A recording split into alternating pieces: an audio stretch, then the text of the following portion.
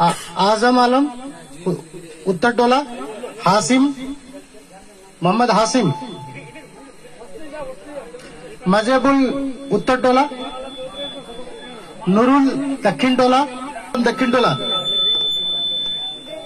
हैदर आलम गुलाम हैदर,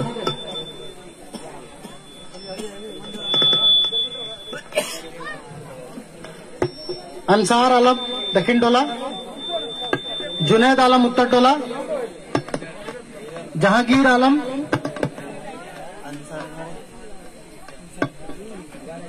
नजरुल आलम दक्षिण टोला, खालिद अनवर,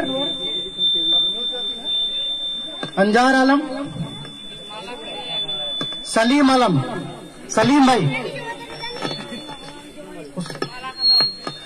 भाई दक्षिण टोला, मोहिब आलम दक्षिण टोला, पिता यूनुस आलम,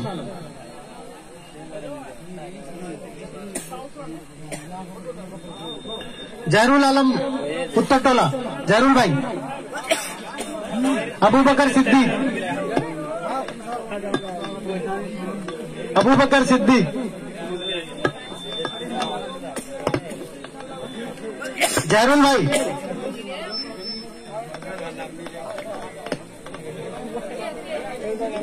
सोहराब आलम मेमन, सोहराब आलम बढ़िया वाला सोहराब,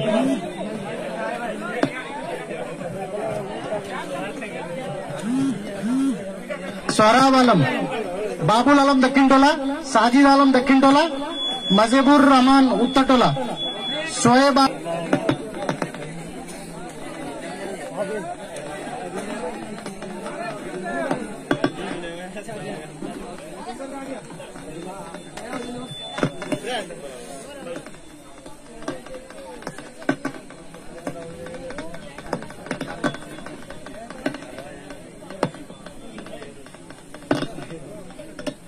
सब लोग भाई फोटो ले रहे हैं।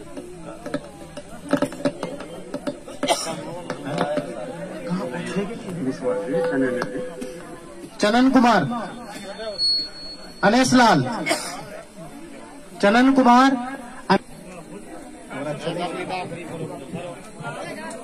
एक बुला दो सर।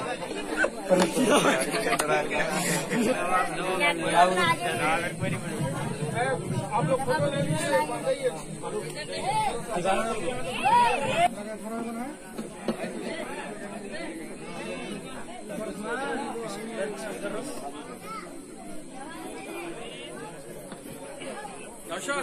बड़ा ठीक से ना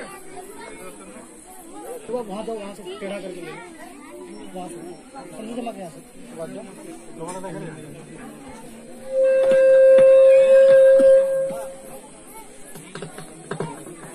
एक तरफ से पैसा लीजिए, दूसरा तरफ से वोट दीजिए। अभी से उस काम को शुरू कर दिया।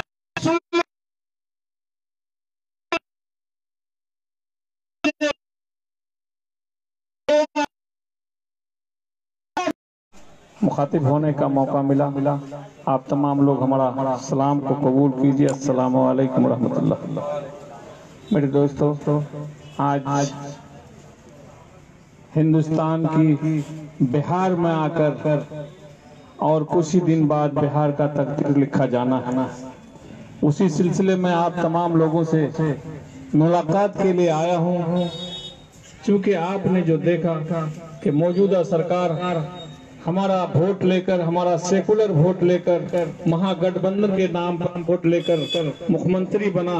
मुख्यमंत्री कुर्सी पर बैठने के बाद कुछ ही दिन बाद उन्होंने हमारे पीठ में छुरा भोंक कर हमारे खिलाफ में तरह तरह का कानून बनाकर, जैसे 3 तलाक वाला मसला को, एनआरसी वाला मसला को, एनपीआर वाला मसला को लेकर हम पर कितना जुल्म ढाया गया। हमारे बच्चे बाहर में रहने के बावजूद बाहर में भी बहुत बुरा हाल हुआ, और वहां से जब किसी तरह से घर आया तो उसे पटना और भागलपुर और कटिहार ही उतार दिया गया, और जानबूझकर किशनगंज का रेलवे स्टेशन का जितना स्टॉपेज था सबको कैंसिल कर देने का काम किया गया। मैं आप तमाम लोगों से बता देना चाहता हूं कि आप तमाम लोगों को एक बात, एक काम, एक सुर में, अगर आपको बिहार का बदहाली को दूर करना है तो मेरे दोस्तों, आपके सामने में एक नया चेहरा, आपकी हक और हकूक की लड़ाई लड़ने के लिए एक आदमी हैदराबाद से चलकर आपके सीमांचल और किशनगंज में आए हैं। आप तमाम लोग उसको जानते हैं, देखते हैं। हमारी हक की लड़ाई को लड़ने के लिए 132 करोड़ लोगों का रहनुमा, जो 543 आदमी जो सदन में बैठते हैं, पार्लियामेंट में बैठते हैं, एक 542 आदमी कुछ नहीं बोला, लेकिन एक आदमी जिसका नाम बैरिस्टर असदुद्दीन अवैसी हैं, उन्होंने हमारी हक की लड़ाई को लड़ने के लिए संसद भवन में 543 आदमी के सामने में उन्होंने हमारे खिलाफ में जो कानून बना है उसका कागज को फाड़ने का काम किया। आप तमाम लोग देखते हैं।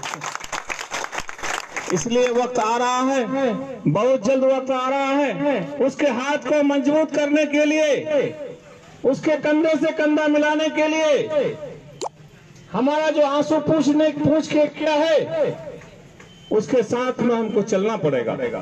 तभी तो हमें आजादी मिलेगी, हक मिलेगी। उसके अंदर में एक जज्बात है कि उसका हक अगर नहीं मिलता है तो वो छीन करके भी लेने का काम करता है। मेरे दोस्तों, उसका जिंदा मिसाल है तेलंगाना सरकार में।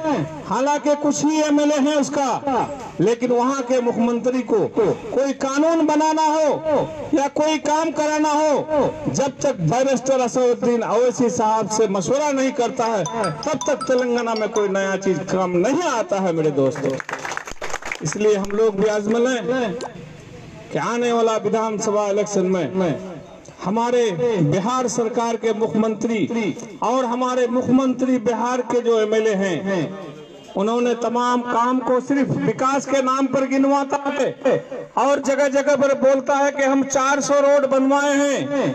मैं पूछना चाहता हूं कि आप 400 रोड कहां बांधे हैं, या फिर उस 400 रोड के अंदर में 4 कोई रोड ऐसा बता दीजिए कि जिस रोड पर 40 के स्पीड में गाड़ी 50 के स्पीड में चले जाता हो।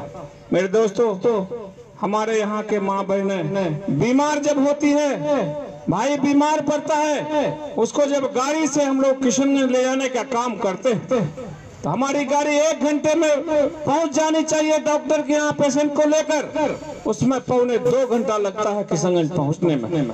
कई बार तो ऐसा हुआ है कि घर से चला है पेशेंट को लेकर के और डॉक्टर के क्लिनिक तक नहीं पहुंचता है, रास्ते में ही वो अल्लाह का प्यारा हो जाता है।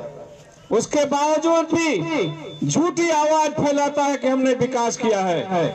विकास किए हैं आप जरूर, वो अपने लिए किए हैं, अपने कमीशन लेने के लिए किए हैं, अपने पेट पॉकेट को भरने के लिए किए हैं, अपने एटीजी को गर्म करने के लिए किए हैं।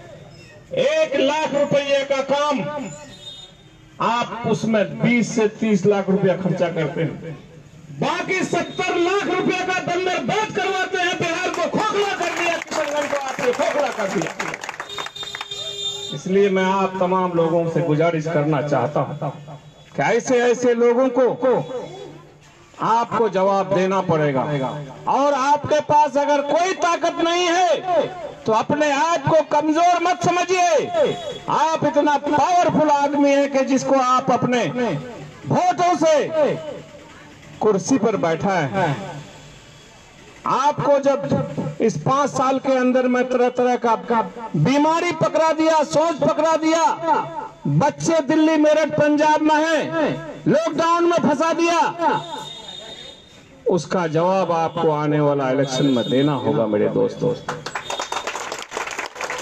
आज कह रहा है कि हम भी आपके साथ में हैं, हम भी आपके साथ में रहे, हम भी आपके साथ में थे। वो साथ में कब था? और जब साथ में थे, हमारे ऊपर जुल्म ढाया गया, हमारे पीठ में जब खंजर घोंपा गया, तब भी आप हमारे यहाँ पर एजिटेशन में, धरना प्रदर्शन में 5 मिनट आकर के हम लोग क्या कर रहे थे, सारी बात को यहाँ से लेकर पटना गए और अपने आका के पास तमाम हिस्ट्री बताया कि आपको घबराने का जरूरत नहीं, हमने वहाँ के जनता को पहला फुसला करके बता दिया। आपने मेरे साथ में गद्दारी किया, हमारी बातों को लेकर मुख्यमंत्री नीतीश कुमार तक पहुँचाया कि आप इत्मीनान रखिए, हम बिहार का किशनगंज संभालते हैं, कोचाधामन संभालते हैं। आपको जवाब देना पड़ेगा, आपको जवाब देना पड़ेगा। आपको सिर्फ भोज खाने से कोई फायदा नहीं है। आप बताइए कि आप 15 साल में आपकी हुकूमत कितने कल कारखाना खोला? एक भी सुई का भी अगर कारखाना खोल देता तो हमारे नौजवान भाई बरादर दिल्ली, मेरठ, पंजाब, लुधियाना और हरियाणा नहीं जाता। वहां पर अगर 50,000 रुपया कमाता है, यहाँ पर अगर कल कारखाना होता तो 25,000 कमा करके वो खुश रहता, ना कि वहाँ पुलिस का डंडा खाता।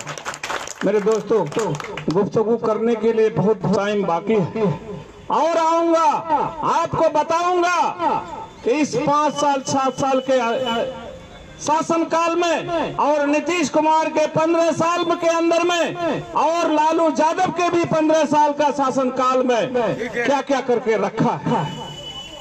नीतीश कुमार और लालू जी के जितने लोग हमदर्द हैं, उसके कैंडिडेट बन के आए हैं, उसके एमएलए, एमपी और मंत्री भी आएंगे, हेलीकॉप्टर भी लहराएगा, तब हम लोगों का बोली आमने सामने में काउंटर होगा, डिबेट करेंगे। लालू जी के आदमी और लालू जी के बेटे के मुख्यमंत्री नीतीश कुमार, तुमने जो ये सारा काम एजेंसी के जरिए करवाया और हर ठेकेदार से अपना परसेंटेज बनवाया, तुम आज जवाब दो यहाँ पर कि तुमने जो हम पर जुल्म सितम किया, हमारे यहाँ के लोगों को खोखला कर दिया, इसका जवाब तुमको दे के जाना होगा, वरना हेलीकॉप्टर पर चढ़ने नहीं देंगे तुमको। मेरे दोस्तों, मैं आप तमाम लोगों को थोड़ी सी तकलीफ दी, चंद गुफ्तगू के लिए। गुफ्तगू फिर तफसील से होगी और भी कई प्रोग्राम है, उस प्रोग्राम में जाता हूँ। आप तमाम लोगों को सिर्फ एक ही बात कहकर कि आप तमाम लोग मेरे लिए दुआ करें कि हमारा सेहत ठीक रहे, हमारा हौसला बुलंद रहे, और अल्लाह से दुआ कीजिए आप लोग कि इजहार एसपी को जो सीधा रास्ते पर चलाए। किसी से 5 रुपया हमने आज तक नहीं लिया, मेरी गाड़ी में कोई दूसरा आदमी 2 लीटर तेल आज के दिन तक नहीं डाला है। आप तमाम लोग हमारे लिए दुआ करें कि बकिया जिंदगी जो आगे तरफ है, मेरा जिंदगी कुछ ही दिन बचा हुआ है, वो जिंदगी भी हमारा ईमानदारी के साथ, जिस तरह से पीछे हमने जिंदगी गुजारा, आने वाला भी जिंदगी अल्लाह ताला सही रास्ता पर गुजारे। हमारा यही बात आपको दुआ करना पड़ेगा अल्लाह से। इसी के साथ आप तमाम लोगों से रुखसत चाहता हूँ। आखिर दावाना अल्हम्दुलिल्लाहि रब्बिल आलमीन। अस्सलाम वालेकुम।